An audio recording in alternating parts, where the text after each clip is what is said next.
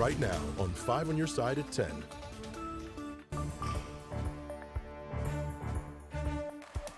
I really see something that said, take a look at what happened. We begin at 10 with the attempted assassination of former President Donald Trump. Just hours ago, the former president had to be rushed off stage after shots were fired during a campaign rally in Pennsylvania. The former president quickly ducking for cover. Two women from the St. Louis area. I could see just like maybe the top of his head because he was surrounded by all the Secret Service. Thank you for joining us tonight. I'm Brent Solomon. You'll hear more from those local women who were there when it happened, that in a few minutes. First, as we come on the air, the Secret Service says the former president is safe tonight. Mr. Trump sharing on social media a bullet grazed him in the right ear. Tonight, we know two people are dead, the shooter and someone attending that rally. Another spectator is in critical condition. Let's get the very latest now from NBC's Alice Barr. Former President Trump is safe tonight after a horrifying moment, an apparent assassination attempt at his rally in Butler County, Pennsylvania. The former president writing on Truth Social that he was shot with a bullet that pierced the upper part of his right ear. It just went pop, pop, pop, pop. And then as I was staring straight ahead, I looked across and I didn't see anything, so I looked back at President Trump, and that's when he went down. The U.S. Secret Service says it neutralized the shooter, who is now dead. One spectator was killed, two others critically injured.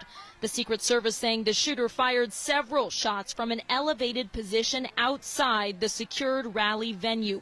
The former president had just started speaking shortly after 6 when loud pops rang out. He reached for his ear and dropped to the platform behind the podium as Secret Service agents rushed the stage and surrounded him. Blood could be seen on his right ear running down his cheek toward his mouth, and he pumped his fist to the crowd as he was hustled to a waiting SUV. Former President Trump thanking law enforcement and offering condolences to the person who was killed and those injured. President Biden addressing the nation. There's no place in America for this kind of violence. It's sick. It's sick. It's one of the reasons why we have to unite this country. We cannot allow for this to be happening. We cannot be like this. As lawmakers and Americans from both sides of the aisle send prayers for healing and for peace. And less than an hour before we went on air, we got in touch with a mother and daughter from the St. Louis area who were just sitting 8 rows behind President Trump. Former President Trump. Now, I can tell you the mother from Chesterfield is now recounting being unable to duck down when the gunfire rang out as her daughter from O'Fallon, Missouri, witnessed the aftermath. I couldn't because, there were people laying where our feet go, and, we were crowded in there. So I had the gentleman next to me laying on the ground. I had the lady next to me laying on the ground. I said there was nowhere for me to lay, It happened. It was so chaotic. Well, then all of it stopped. Like all the sound stopped. It was like almost like silence. And so everybody kind of popped up to see what the heck was going on. And you could see them rushing Trump off the stage. And then the Secret Service started yelling at us, get down, get down, get down. Tonight, we're hearing from a former Secret Service agent who lives in St. Louis County. He served during President Obama's administration and understood the urgent need for Secret Service agents to act when there was no time to wait.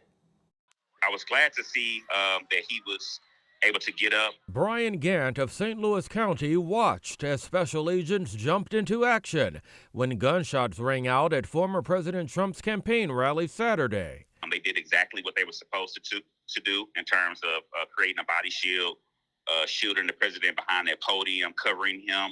Serving as an agent for 7 years, he understood the immediate need to evacuate the former president from the threat. You're in an outside venue. You're in an open environment. You never want to be in any kind of environment where you are susceptible to any kind of attack. Once Trump was out of danger, and then the other law enforcement resources in the area should have been directed to the problem, or in this case, to the shooter. Hours after the incident, the Secret Service confirmed the shooter opened fire from outside of the heavily secured perimeter of the rally. And knowing how people are screened, that are in an immediate area of the former president, it actually would be more plausible to me that something came from outside the security zone. Security now top of mind as both parties prepare to hold conventions, and both candidates prepare for even more campaign stops. In light of this incident, I can assure you that protection levels and security levels will become even more stringent. Gant says in cases like this, special agents may assess the security situation weeks before the actual event, so they can immediately respond in the event of danger. And when it strikes, they consider it a, quote, zero-fail assignment. Tonight, local politicians are reacting to the assassination attempt. They say it is too close to home.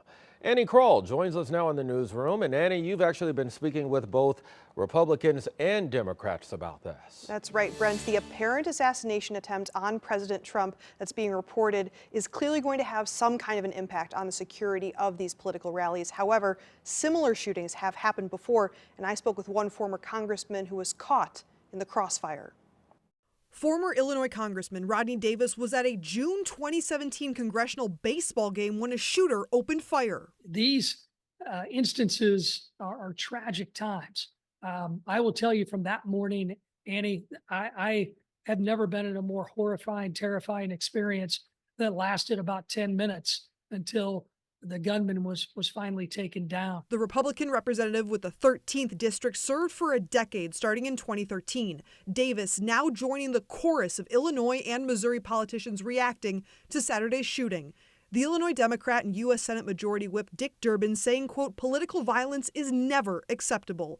I'm keeping the former president, the bystander who was tragically killed, and all who were injured or whose safety was threatened in my thoughts. U.S. Representative Mike Boss with Illinois' 12th district saying hours after President Trump was struck in the ear left bleeding in Butler, quote, Tracy and I are shocked by the news of the attack on President Trump in Pennsylvania this afternoon. We are monitoring the situation closely and praying for the president. We asked the Missouri Republican Party for a statement saying we look forward to a thorough investigation to ensure those responsible for this act of terrorism are held accountable. The impact this has had not only on the rest of the presidential race, but on the lives of those in attendance is hard to ignore for Representative Davis. What would you want to say to the people who were at that rally today, considering you've also been in a similar situation back in 2017? Number one, you're never going to forget what happened that day. You're always going to be part of a historical day in American history that you didn't ask for. Representative Davis told me that this political violence is inexcusable and should have nothing to do with whether you are wearing a red or a blue shirt. A scary story for him, he says, especially since back in 2017 he saw fellow politicians shot at that congressional baseball game, not unlike former President Trump. Annie Kroll reporting tonight. Well, statements from other leaders are flooding into the newsroom at this hour. Missouri Governor Mike Parson took to X, asking followers to, quote, join Teresa and me in praying for President Trump, his family, and all victims who were in attendance at the rally in Pennsylvania today. Illinois Governor J.B. Pritzker also weighing in, saying, quote, violence is never the answer in our democracy.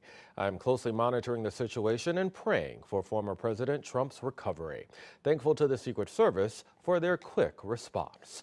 5 on your side will stay on top of this breaking news story into the overnight hours. Look for the latest updates on air on KSDK.com and on the 5+ app. We are in a weather impact alert tonight. A heat advisory starts at about 1 tomorrow afternoon. And while the actual temperatures are going to be below 100 degrees, it's going to feel a whole lot hotter. Meteorologist Jim Castillo has our weather impact forecast. Jim, we're talking dangerous heat here. Very dangerous when, you get the dew points around 70 and then the actual air temperature near 100. So look at all the orange on here. That heat advisory starts up at 1 o'clock tomorrow and goes all the way till 8 p.m. on Monday. So weather impact alert days have been issued for Sunday starting at 1 o'clock and all the way through Monday. So the time frame on that right there, heat affects anyone caught outside without effective cooling. So whether you're in the pool, it's a good place to be, or get inside in the air conditioning, stay cool and hydrate for sure. Drink plenty of water, because look at these numbers. That feels like temperature in the afternoon, 105 to 108. possibly as high as 110. That's Sunday at 4 o'clock. Here's Monday at 4 o'clock. The feels like temperature once again near 110 in the heat of the afternoon. Air quality alert once again tomorrow. So the poor air quality for the metro, 10 a.m. until 8 p.m. That's another issue, but it is going to get much cooler. Rain and storms Tuesday night into Wednesday, and you won't believe how cool it stays. More on that coming up. We'll want to hear that. If you need to beat the heat, by the way, we have a list of cooling centers and other heat relief resources for you. Just text the word HEAT to 314-425-5355. And